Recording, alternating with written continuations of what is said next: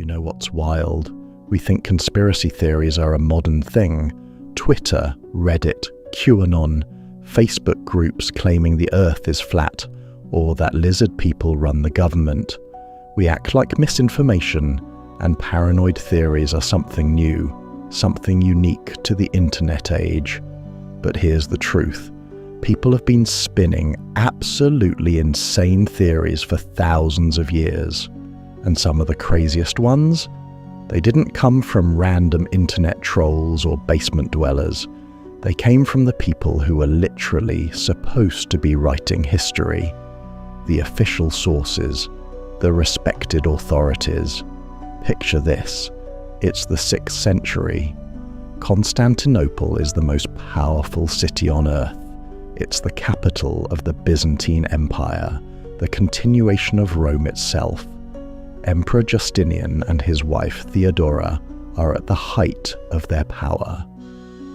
They're building the Hagia Sophia, one of the architectural wonders of the world. They're reconquering lost Roman territories in North Africa and Italy.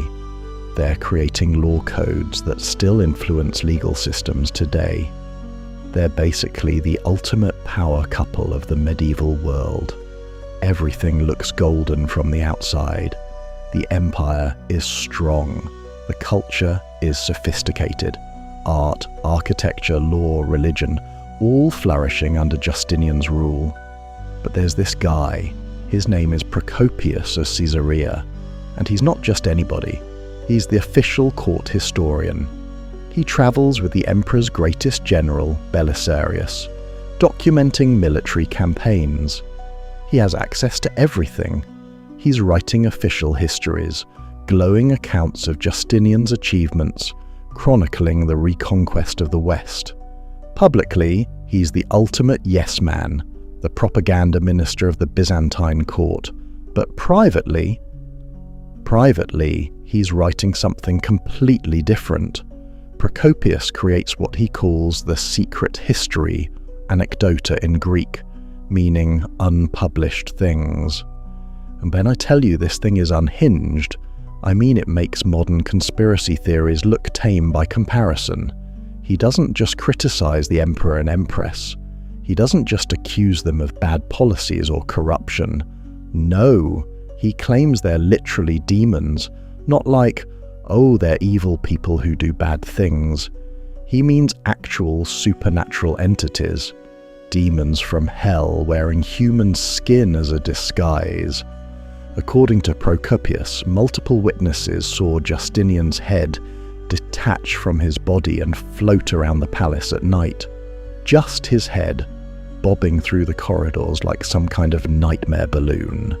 No body, just a floating head drifting through the marble halls. Then come morning, it would reattach, and Justinian would wake up and go about his business like nothing happened, running an empire, making laws, completely normal, except for the whole detachable head thing. But it gets so much weirder. Theodora, the empress, supposedly held black masses in the palace, occult rituals, dark ceremonies invoking demonic powers, and Procopius doesn't just mention this in passing. He goes into graphic detail about her past before becoming empress, describing her involvement in theatrical performances and activities that would make even modern tabloids blush.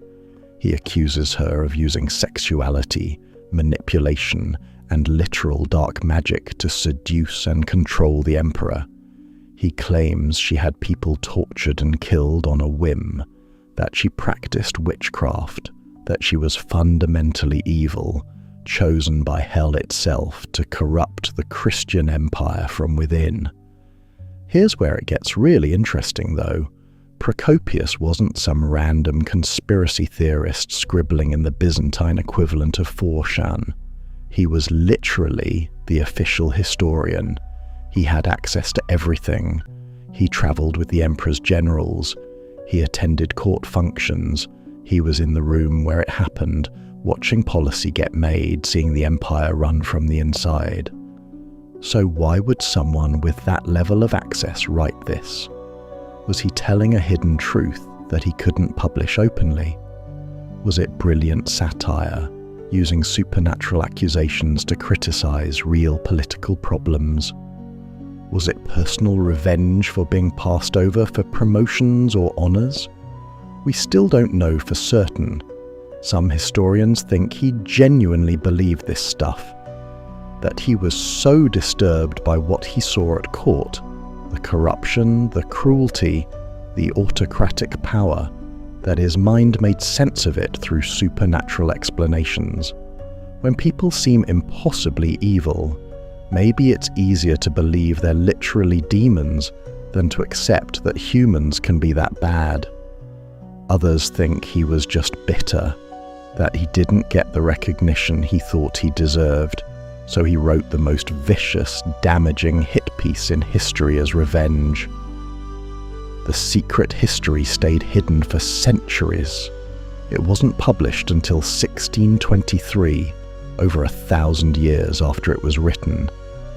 Procopius had kept it secret during his lifetime, and it circulated only in manuscript form, hidden from the authorities who definitely would have killed him for writing it. And when people finally read it in the 17th century, they were absolutely shocked.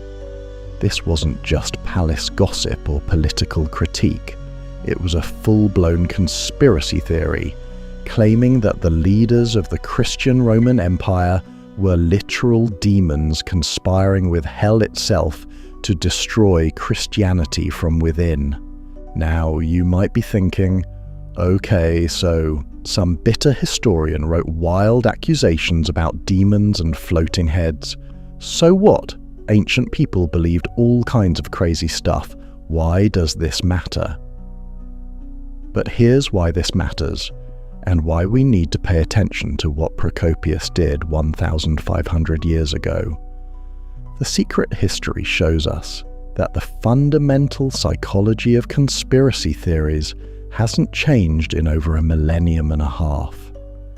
Procopius does everything that modern conspiracy theorists do, every single technique, every single pattern. He claims to have inside knowledge that others don't have. He's the insider, the one who knows the real truth behind the official story. Check. He says there's a massive cover-up happening at the highest levels of power. The truth is being hidden from ordinary people. Check.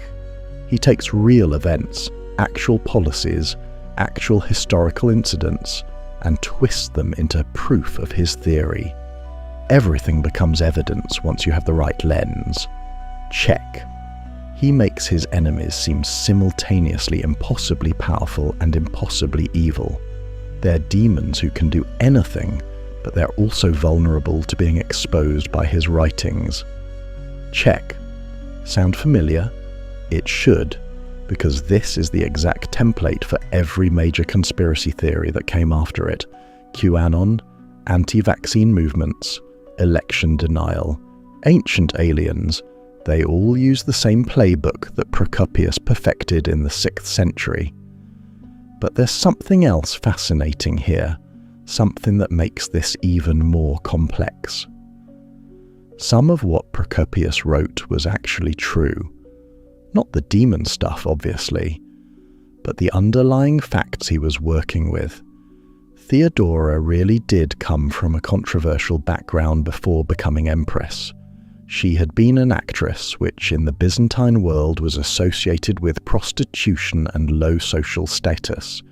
That much is historically verified. Justinian really did make decisions that hurt ordinary people. High taxes, brutal enforcement, authoritarian control. The empire really was struggling with corruption, violence, and economic inequality. Procopius took these kernels of truth, real problems, real grievances, real historical facts, and wrapped them in supernatural horror. That's the recipe. That's always been the recipe. Take something people are genuinely concerned about, something that has a basis in reality. Add claims that can't be verified or disproven. sprinkle in some supernatural or hidden powers that explain why the truth is being suppressed, and boom, instant conspiracy theory that's incredibly hard to debunk because it's built on a foundation of partial truths. What really makes you think is this: Procopius had more access to the truth than almost anyone in the Byzantine Empire. He travelled with generals. He saw military campaigns up close. He understood how the government worked. He had sources, connections, insider information. If anyone could have exposed real corruption, real abuses of power, real conspiracies happening at court, it was him. He had the access, the knowledge, and the writing ability to create a devastating, factual critique of Justinian's reign. But instead of writing a careful, documented, evidence-based critique that future historians could use, he claimed the emperor's head fell off at night and floated around the palace. It makes you wonder about all the insider conspiracy theories we hear today. How many of them are just modern versions of Procopius? People with some real knowledge, some legitimate access, some valid grievances, who then go completely off the rails into unfalsifiable supernatural or paranoid claims. How much real accountability do we lose when criticism transforms into conspiracy theory? When legitimate questions about power become claims about demons or secret cabals or impossible plots? The secret history eventually influenced centuries of political thought and literature. It shaped how people viewed power, how they questioned authority, how they thought about the gap between public image and private reality. Medieval and Renaissance writers read it and were influenced by it. It contributed to political philosophy about the nature of tyranny, but it also showed how easily real criticism can morph into paranoid fantasy, how the need to make sense of evil can lead us to supernatural explanations rather than systemic analysis. Justinian and Theodora weren't demons. They were human beings with enormous power, operating in a complex political system, making decisions that helped some people and hurt others. They probably were corrupt in some ways. They probably did abuse their power. They probably did ignore suffering when it was convenient. Maybe that's actually scarier than demons, because you can't negotiate with a demon. You can't reform a demon. You can't hold a demon accountable through institutions or laws. But you could have held human emperors accountable. You could have built better systems. You could have created checks on power. Procopius chose demons. He chose the supernatural explanation over the political one. And that choice echoes through history, right into our modern age of conspiracy theories, where we're still choosing demons over systemic analysis, still choosing impossible villains over complicated truths. The secret history is 1,500 years old, but the psychology behind it? That's timeless, and we're still living with the consequences. Let's jump forward a few centuries and shift our focus from Constantinople's palace intrigue to something even more destructive. The year is 1204. Christian armies from Western Europe have just done something that seems absolutely insane when you think about it. They've sacked Constantinople. They've looted it, burned parts of it, destroyed priceless treasures. They've defiled churches, murdered civilians, and stolen everything they could carry. And here's the kicker. This isn't a Muslim city they're attacking. This isn't Jerusalem or Cairo or some enemy stronghold. This is Constantinople, the greatest Christian city in the world, the capital of Eastern Orthodox Christianity. How did it come to this? How did holy warriors, men who supposedly took vows to fight for Christianity and protect fellow Christians, end up destroying the most important Christian city in the Eastern Mediterranean? The answer is a conspiracy theory that spiraled completely out of control and ultimately destroyed one of the greatest civilizations in history. When the First Crusade kicked off in 1096, Catholic Crusaders from Western Europe had to march through Byzantine territory to reach Jerusalem and the Holy Land. There was no way around it. The Byzantine Empire controlled the routes, the ports, the supply lines. If you wanted to get to Jerusalem, you had to work with the Byzantines. Now, the Byzantine Empire was Christian. This is important to understand. They weren't pagans or Muslims. They were fellow Christians who had been defending Eastern Christianity against Islamic expansion for centuries. They'd lost huge territories to Arab conquests. They'd been fighting on the front lines of Christian-Muslim conflict for generations. But to the Crusaders from Western Europe, the Byzantines seemed different, wrong even. They spoke Greek instead of Latin. Their priests had beards and wore different vestments. Their churches looked different, with icons and incense and rituals that seemed foreign to Western Catholics. Their emperor claimed authority over the church that the Pope didn't recognize. They were sophisticated, educated, urban, diplomatic. Everything the rough and tumble Crusaders from feudal Western Europe weren't. Cultural differences, right? Not a big deal in the grand scheme of things. Both groups believed in Christ, both opposed Muslim expansion, both wanted to protect Christian holy sites. Should have been natural allies. But here's the thing about human psychology that we need to understand.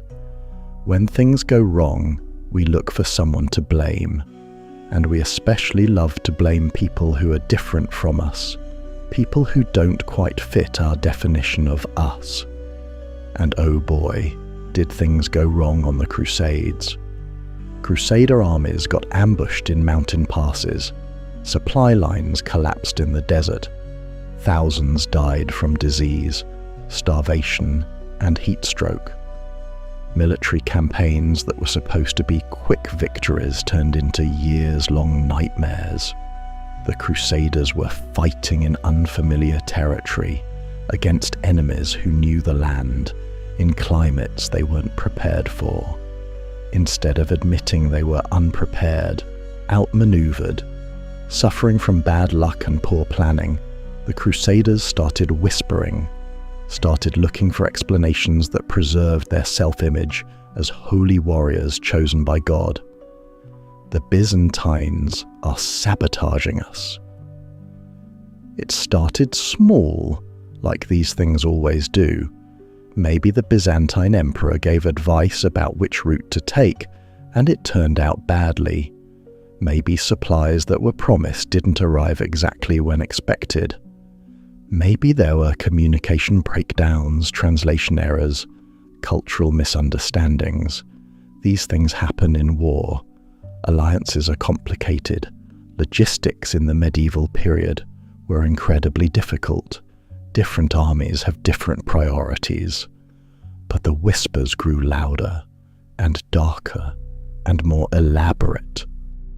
Soon, Crusaders were claiming that the Byzantine emperor wasn't just incompetent or unhelpful. He was actively allied with the Muslims. He was deliberately sending Christian armies into traps. Byzantine guides were supposedly leading Crusaders into ambushes on purpose. Greek-speaking doctors were accused of poisoning wounded Crusaders instead of healing them. Think about how insane this accusation actually is when you examine it closely. The Byzantine Empire had been fighting Muslims for centuries before the Crusades even started. They'd lost Syria, Egypt, North Africa, most of Anatolia to Islamic conquests. Their entire strategic situation was defined by this centuries-long conflict. They'd literally begged the Pope for military help, which is why the Crusades started in the first place. The Byzantine emperor's call for assistance sparked the whole crusading movement. But now, according to Crusader conspiracy theories, this was all a trick, an elaborate deception. The Byzantines were secretly allied with the very enemies they'd been fighting for generations, deliberately undermining the Christian military efforts they themselves had requested. The conspiracy theory spread like wildfire through Crusader camps because it served a psychological purpose. It allowed Crusaders to maintain their self-image as holy warriors chosen by God while explaining their catastrophic failures. It turned their allies into convenient enemies. It gave them a target for their frustration, anger, and fear. And once a conspiracy theory serves a psychological need, evidence doesn't matter anymore. By the time of the Fourth Crusade in 1202, the conspiracy theory about Byzantine treachery had become accepted truth among Western Christians. It wasn't even questioned anymore. Byzantine Christians weren't just unreliable allies with cultural differences. They were active traitors, secret collaborators with Muslims, working to destroy Christianity from within. None of this was true, but truth had stopped mattering decades ago. The Fourth Crusade was supposed to go to Egypt to strike at the heart of Muslim power in the region, but crusades were expensive, and this one ran into money problems immediately. The Crusaders had contracted with Venice for ships and supplies, but they couldn't pay what they'd promised. They were in debt before they even left Europe. Then things got complicated. Byzantine politics got messy. A deposed Byzantine prince showed up offering the Crusaders massive amounts of money and military support if they'd help him regain his throne in Constantinople. He promised to pay off their debts, fund their crusade, and reunite the Eastern and Western churches under papal authority. It seemed like a perfect solution. Help a Christian prince, get paid, solve the whole Catholic Orthodox split, then continue to Egypt with a fully funded army and a powerful ally. Except it was all built on lies and impossible promises. The deposed prince didn't actually have the money he was promising. He didn't have the political support to deliver on his commitments. He was desperate and making promises he couldn't keep. But the Crusaders wanted to believe him, and here's where those decades of conspiracy theories did their deadly work. When the Crusaders arrived at Constantinople with their army and their Venetian fleet, years of accumulated suspicion and hatred had already poisoned everything. These weren't fellow Christians they were looking at. These were the people who'd supposedly been sabotaging crusades for generations. The secret Muslim allies, the traitors who'd caused so many Crusader deaths. The wealth of Constantinople must have seemed like proof. Look how rich they are while we've been suffering and dying. They must have been holding out on us. They must have been profiting from our failures. What happened next was one of the worst atrocities of the medieval period, and that's really saying something. For 3 days in April 1204, Crusader armies and Venetian sailors looted Constantinople, systematically, methodically, brutally. Eyewitness accounts describe scenes that are hard to even process. Crusaders smashing priceless icons, stealing ancient relics, destroying works of art that had survived for 1,000 years. They melted down golden religious objects for the raw metal. They destroyed libraries filled with ancient Greek and Roman texts that will never recover. Lost knowledge, lost art, lost history, all destroyed for quick profit. They murdered civilians. They defiled churches. They stole everything that could be carried, and destroyed what couldn't. One account describes Crusaders putting a prostitute on the Patriarch's throne in the Hagia Sophia and making her sing crude songs while they drank stolen communion wine. They looted so much wealth that it took months to divide it all up. Venice became even richer. Crusader knights went home with fortunes. And Constantinople, the city that had stood as the bulwark of Eastern Christianity for 1,000 years, was left broken. The Byzantine Empire never fully recovered.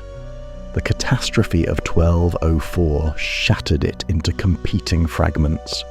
When the Byzantines finally retook Constantinople in 1261, the city was a shadow of its former self. The empire was weak, divided, economically devastated. And 2 centuries later, when the Ottoman Turks arrived with cannons and siege towers, Constantinople fell. The city that had protected Christianity for 1,000 years, that had held off countless invasions, collapsed. And the Fourth Crusade's destruction was a major reason why. The irony is almost too perfect to believe. The Crusaders who destroyed Constantinople in 1204 claimed they were fighting traitors who were helping Muslims. But by destroying the Byzantine Empire, they actually did enable Muslim expansion. They made it possible. And it all started with a conspiracy theory, with Crusaders who couldn't accept their own failures and needed someone to blame, with cultural differences transformed into evidence of betrayal, with rumours that became accepted facts that justified atrocity. The worst part? Some Crusaders knew the conspiracy theories were garbage. There are letters from Crusader leaders questioning the claims about Byzantine betrayal, pointing out that supposed betrayals were actually just cultural misunderstandings, communication problems, or normal wartime complications. But those voices were drowned out by the conspiracy theory, because conspiracy theories are powerful. They're simple. They give us clear enemies. They explain complex failures with simple betrayals. They let us feel righteous while doing terrible things. The sack of Constantinople in 1204 shows us what happens when conspiracy theories don't just stay as theories, when they become justifications for action, when they turn allies into acceptable targets, when they replace complex reality with simple, satisfying narratives of betrayal. The Crusaders went home thinking they'd struck a blow against traitors to Christianity. In reality, they'd crippled Eastern Christianity and opened the door for the very Muslim expansion they claimed to be fighting against. Sometimes, the consequences of believing lies are written in burning cities and lost civilizations. Constantinople learned that lesson the hard way. And the conspiracy theory that destroyed it, that template is still with us, still causing damage, still turning allies into enemies, and complex situations into simple stories of betrayal.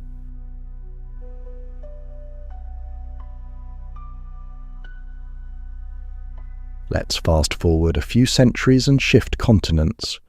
We're leaving the medieval period proper and entering the early modern era. But the conspiracy we're about to explore has medieval roots and medieval sensibilities. It's 17th century Paris, the 1670s to be exact. France under Louis XIV, the Sun King, the most glamorous, powerful court in Europe. Versailles is being built, that monument to absolute monarchy and Baroque excess. France is the superpower of the age. French culture, French fashion, French diplomacy. Everyone is trying to copy France.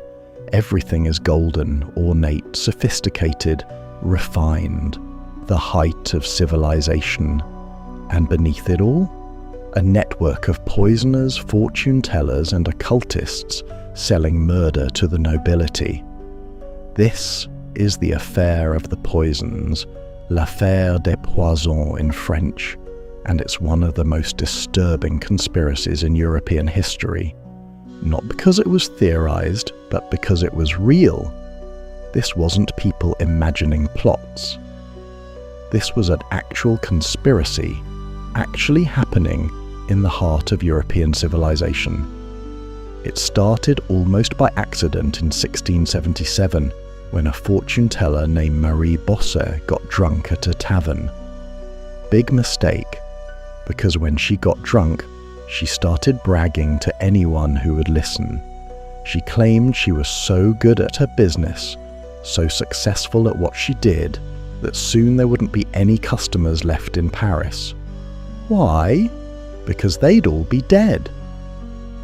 Someone overheard this drunken boast and reported it to the police. Paris had a relatively new institution called the Lieutenant General of Police, and they took the tip seriously. When they arrested Marie Bosset and searched her home, they found something horrifying. Inheritance powders. That was the euphemism they used. Sounds almost quaint, doesn't it? Inheritance powders. Like something you'd sprinkle on your morning toast. But these were poisons. Carefully prepared arsenic and other toxins designed to kill slowly, to mimic natural illness, to look like someone just got sick and died. Nothing suspicious, just a tragedy. And oh, how convenient that the widow now inherits everything. But Marie Bosset was small-time, a mid-level player in a much bigger network. As the investigation deepened, following the trail of connections and clients, it led to someone much bigger, much more dangerous. Catherine Montvoisin, known as La Voisin. She ran what we'd now call a comprehensive service business for the desperate and ambitious. Fortune-telling, sure. Love potions, absolutely. Abortions when needed. And yes, poison for when other solutions wouldn't work. Her client list reads like a who's who of French high society. Duchesses, countesses, wealthy merchants, people connected to the royal court itself. These weren't street criminals or desperate peasants. These were the elite, the sophisticated, the educated upper class of French society. The people who should have known better. La Voisin's operation was incredibly sophisticated. She had a network of suppliers who provided the poisons, midwives who performed illegal procedures, and here's where it gets really dark. Priests. Renegade priests who would perform black masses for clients who wanted occult assistance along with their poison. Black masses. Let that concept sink in for a moment. These were ceremonies that deliberately inverted Catholic rituals, supposedly calling on demonic powers instead of divine ones. The Mass said backwards, prayers to Satan instead of God, desecration of sacred objects. And according to testimony from the investigation, La Voisin performed these regularly, in a chapel she'd set up in her own house, for wealthy clients who wanted supernatural help along with their natural poison. The testimony gets extremely dark here, and we need to tread carefully because some of these claims might not be true. Torture was used to extract confessions during this investigation. People said what interrogators wanted to hear. Some accusations sound exactly like the standard satanic panic accusations that pop up throughout history whenever authorities want to demonize someone. But here's what we know for certain. Witnesses claimed that some of La Voisin's black masses involved sacrificing infants, that she would obtain babies, bought from desperate mothers or taken from her own abortion business, kill them, and use their blood and body parts in rituals for wealthy clients who wanted power, love, or death for their enemies. Again, we can't be completely sure all of this happened exactly as described. Confessions under torture are are notoriously unreliable. Some historians think the infant sacrifice claims were exaggerated or invented. But here's what we absolutely know was happening. Poison was being manufactured and sold. Nobles were buying it. People were dying under suspicious circumstances that looked natural. And at least some occult ceremonies were taking place because there were too many independent witnesses describing similar events. The investigation kept expanding, like pulling on a thread and watching an entire garment unravel. More names, more clients. The network was bigger than anyone had imagined, and it kept reaching higher and higher into French society, getting closer and closer to people who were supposed to be untouchable. The investigation kept expanding, reaching higher and higher into French society, getting dangerously close to the inner circle of power. And then, inevitably, it reached someone who was supposed to be completely untouchable. Madame de Montespan, the king's official mistress, the most powerful woman in France after the Queen, and arguably more influential than the Queen. Beautiful, intelligent, witty, politically savvy. Mother of several of Louis XIV's illegitimate children, who the king had officially recognized and legitimized. She lived in the palace. She influenced policy. She was, for all practical purposes, a second wife to the king. And according to testimony from multiple witnesses in the affair of the poisons investigation, she was a client of La Voisin. Witnesses claimed that Montespan had commissioned love potions to keep the king infatuated with her, that she'd participated in black masses, lying naked on an altar while renegade priests performed inverted ceremonies over her body, that she'd considered poisoning Louise de la Valliere, a rival mistress, that she'd even contemplated poisoning the king's legitimate wife, Marie Thanon Créancey, to clear the path for her own elevation. Stop and imagine being Louis XIV in this moment. You're the Sun King. You've built your entire reign on the concept of absolute royal authority, divine right, perfect order and control. You represent God's will on earth. Everything in your kingdom is supposed to reflect your power and your glory.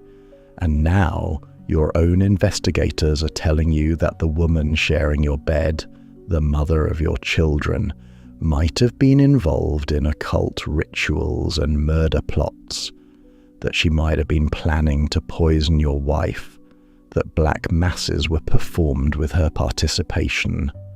What do? You have two choices, really. Option 1. Push forward with the investigation wherever it leads. Expose the full extent of corruption at the highest levels of French society, even if it includes your own mistress. Let justice be done though the heavens fall. Demonstrate that the law applies to everyone, even those closest to the throne. Option 2. Shut it down. Protect the monarchy's reputation. Prevent a scandal that would humiliate you personally and damage France's international prestige. Control the narrative. Louis XIV chose option 2. Sort of. He was smarter than simply ending the investigation entirely, which would have been too obvious. The investigation continued, but carefully, with new boundaries. La Voisin was arrested, tried, and burned at the stake in 1680. They executed her publicly, making a spectacle of it. 36 people were executed in total. Over 400 people were implicated, arrested, questioned. But the investigation stopped before it could officially touch Madame de Montespan. The evidence pointing to her was quietly suppressed. Witnesses who mentioned her name found their testimony sealed. The special court that Louis had created to handle the affair of the poisons, the Chambre Ardente, was disbanded in 1682, before it could reach certain conclusions. Louis didn't punish his mistress publicly.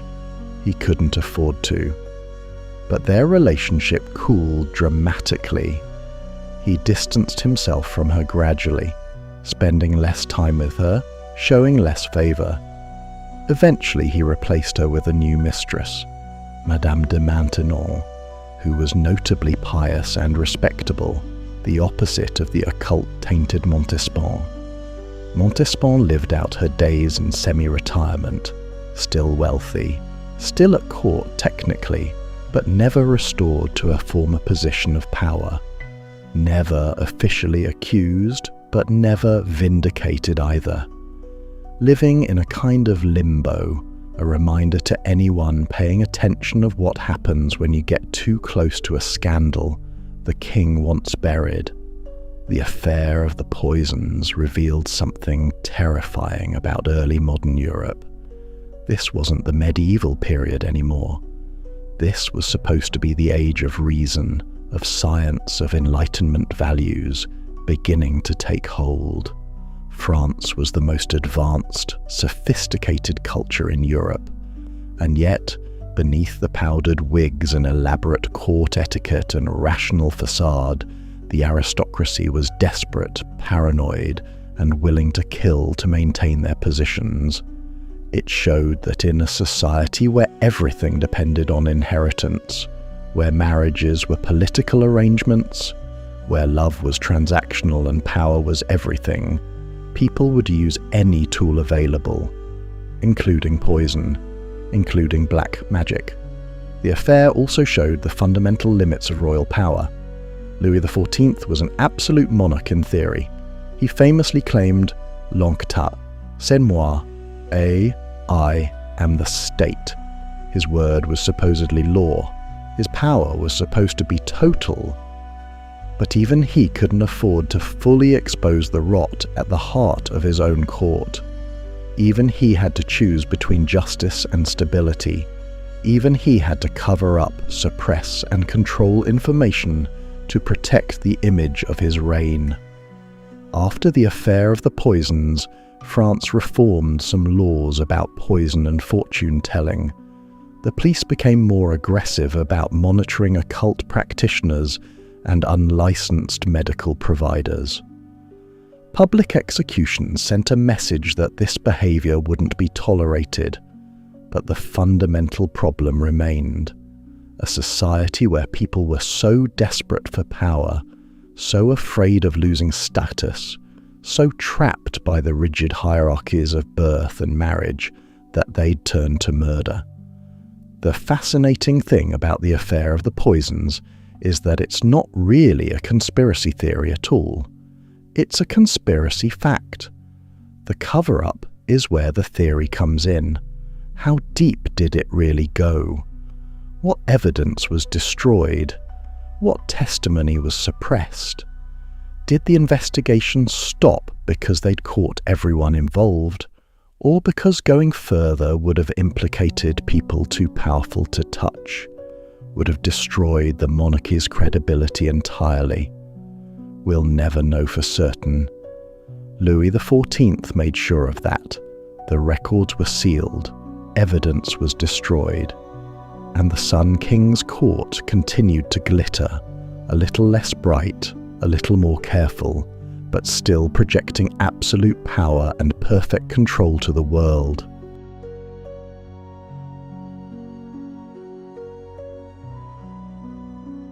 England, 1399.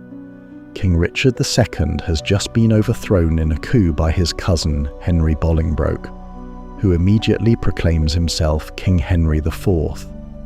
It's a relatively clean takeover, as medieval coups go.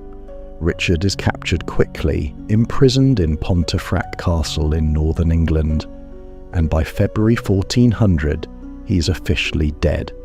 The official story is that he starved himself, refused to eat, died of self-imposed hunger. Unofficially, everyone with half a brain knows he was murdered, probably starved deliberately, possibly killed more directly.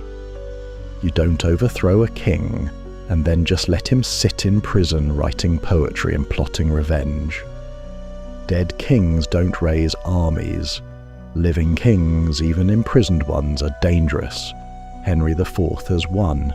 He controls the government, the military, the treasury. Richard is dead and buried. The crown is secure. Problem solved. End of story. Except, what if Richard isn't actually dead? Within months of Richard's supposed death, rumours start spreading across England like wildfire. People in taverns, markets and manor houses start whispering. They claim to have seen Richard alive, hiding in Scotland, taking refuge in Wales, living in disguise, gathering supporters, planning his triumphant return. Here's the thing that makes this fascinating. These rumours are obviously, demonstrably false. Henry IV knows they're false because he personally had Richard killed.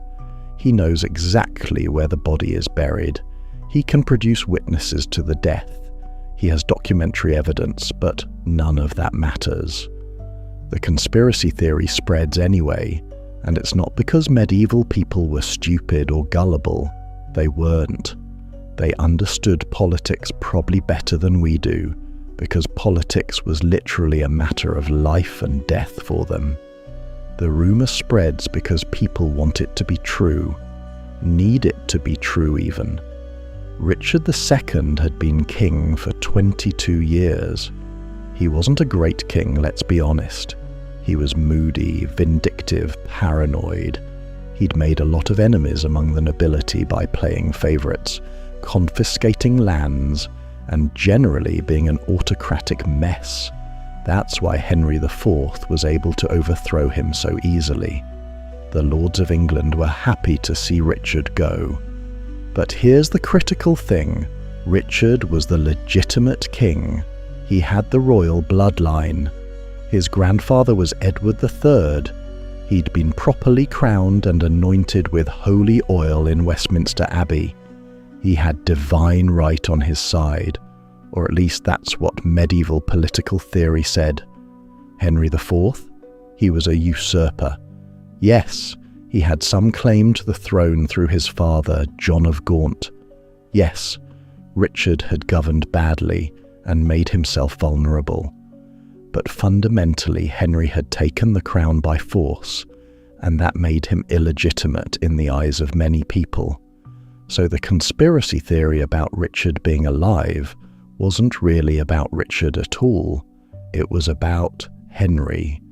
It was a way to delegitimize the new king, to create doubt about his right to rule, to suggest that the proper order would eventually be restored. Think about how brilliant this is as a political weapon. How do you prove someone is dead when people are committed to believing otherwise? Henry displayed Richard's body publicly, but people claimed it was a corpse dressed up to look like the king. He had witnesses testify to the death, but people claimed they were lying or mistaken. Every piece of evidence Henry produced could be dismissed as part of the cover-up. The more he tried to prove Richard was dead, the more suspicious it looked to conspiracy theorists. Why is he trying so hard to convince us? What's he hiding? The Richard resurrection conspiracy became so powerful, so widespread, that it sparked actual rebellions. In January 1400, just months after Richard's death, a group of nobles who'd been close to Richard tried to assassinate Henry IV and restore Richard to the throne. The plot failed, but it showed how seriously people took the rumour. In 1403, the powerful Percy family in northern England rebelled against Henry IV. Part of their justification was the claim that Richard was still alive. They spread rumours that they had Richard in their protection and would restore him. In Scotland, someone actually impersonated Richard, claiming to be the rightful king in hiding. The Scottish court played along, possibly because they found it useful to have a pretender who could destabilise England. Henry IV spent enormous resources trying to crush this conspiracy theory. Court records show prosecution after prosecution of people spreading the rumour. Harsh punishments, public executions, aggressive propaganda campaigns. But here's the brilliant, twisted part of this conspiracy theory. Many of the people spreading it probably knew it was false. They weren't deluded. They weren't misinformed. They knew Richard was dead. By the time Henry VI took the throne, the Richard II conspiracy theory had mostly faded. Not because anyone proved it wrong, but because it stopped being useful. The political situation had changed. New conflicts had emerged. People moved on. But while it lasted, for those crucial decades of Henry IV's reign, the Richard conspiracy shows us a template that's been used throughout history and is still being used today. When you can't defeat a leader through conventional means, through elections, through legal challenges, through legitimate opposition, you question their right to lead. You create doubt about their legitimacy. You spread rumors about hidden truths, about the real, rightful leader who will return. You don't need the rumor to be true. You don't even need it to be particularly believable.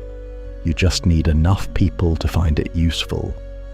The medieval peasant in a tavern, spreading the Richard rumor, and the modern person sharing conspiracy theories on social media have something fundamental in common. They're not necessarily interested in truth. They're interested in a narrative that makes sense of their world, that justifies their opposition to power, that gives them hope for change.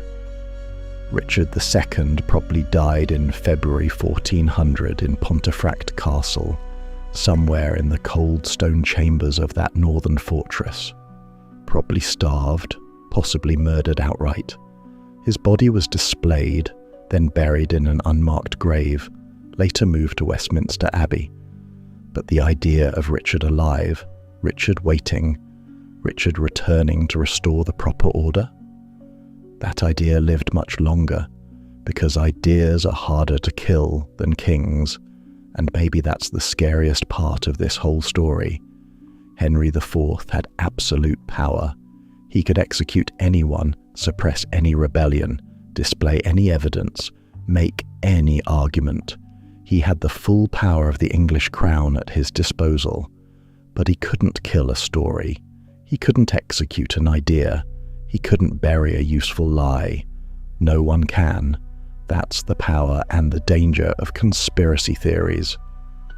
They survive evidence, outlive their creators, and adapt to serve new purposes. They fill psychological needs that facts can't address. The medieval world understood this intuitively. We're still learning it, still grappling with it, still watching useful lies reshape politics and power. Let's shift from medieval Europe to ancient India. Way back around 270 BC, Emperor Ashoka the Great is standing on a battlefield in Kalinga, a region in eastern India, looking at the aftermath of the bloodiest war in ancient Indian history. The numbers are staggering. Historical accounts claim over 100,000 people died in the Kalinga War. Maybe more. The rivers ran red. The survivors were enslaved. Entire communities were destroyed. And Ashoka, who'd ordered this conquest, who'd commanded these armies, is standing among the corpses having what we might call an existential crisis. He'd won. Kalinga was conquered. His empire was bigger than ever. But at what cost? According to both historical records and legend, Ashoka had a profound realization on that battlefield. Knowledge is dangerous. Technology is dangerous. Human advancement without wisdom to guide it could destroy humanity itself. He'd just proven it. His armies had used advanced military technology, sophisticated logistics, organized warfare, and the result was mass death on a scale that horrified him. So, according to legend, Ashoka makes a decision that changes everything. He gathers 9 of the most brilliant minds in his empire, scholars, scientists, philosophers, the wisest people he can find, and he gives them a mission that sounds like something out of science fiction. Preserve the most dangerous knowledge humanity has discovered, but keep it hidden from the world. These 9 become the 9 unknown men, and each one is assigned to guard a book containing forbidden knowledge that could destroy civilization if it fell into the wrong hands. The first book, Propaganda and Psychological Warfare: How to Control Minds, Manipulate Masses, Turn Populations Against Each Other. The science of mind control before we even had words for psychology. The second, Physiology, including techniques for killing with a single touch. The touch of death. Understanding the body's pressure points and nerve system so thoroughly that you could stop a heart with precise strikes. The third, Microbiology, understanding diseases at a level that wouldn't be matched in the West for nearly 2,000 years, but also how to create diseases, how to weaponize them, how to make plagues. The fourth, Alchemy, transmutation of metals, chemical reactions, substances that don't exist in nature, the precursor to chemistry, but potentially the precursor to chemical weapons too. The fifth, communication with extraterrestrials. Yes, really. That's actually part of the legend. Knowledge about other intelligences in the universe and how to contact them. The sixth, anti-gravity technology, understanding forces that could allow flight, levitation, or potentially catastrophic weapons, the kind of knowledge that could revolutionize civilization or destroy it. The seventh, cosmology and time travel, the structure of the universe, the nature of time, and how to potentially move through it, the deepest physics and astronomy of the ancient world. The eighth, light, control over electromagnetic forces, understanding radiation, potentially creating weapons based on light and energy. The ninth, sociology, understanding how societies form, function, and fail. How to build civilizations or how to destroy them with precision. Now, before you completely dismiss this as obvious fantasy, as ancient Indian mythology with no basis in reality, here's what makes it interesting. This legend has persisted for over 2,000 years, and it keeps getting reinforced by weird historical coincidences and unexplained advances. Take judo, for example. The martial art supposedly emerged in Japan in the late 1800s, codified by Jigoro Kano as a system of throws and grappling. Standard history, well documented. But some researchers and conspiracy theorists claim it's based on much older techniques that seem impossibly advanced for their time. The legend says that the touch of death knowledge from the second book leaked from the 9 unknown men centuries ago, spreading across Asia in fragments.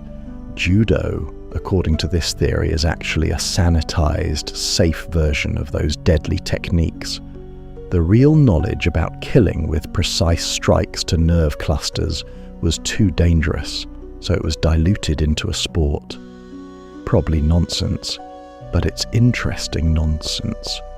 Or consider Pope Sylvester II, who lived around 1000 AD and was one of the most brilliant minds of medieval Europe. He was impossibly advanced for his time. He introduced Arabic numerals to Europe, revolutionizing mathematics. He built mechanical clocks before anyone else in Europe had them. He understood astronomy at a level that seemed impossible. And most weirdly, he reportedly created a bronze head, a mechanical device that could answer yes or no questions, basically describing an ancient computer or oracle machine.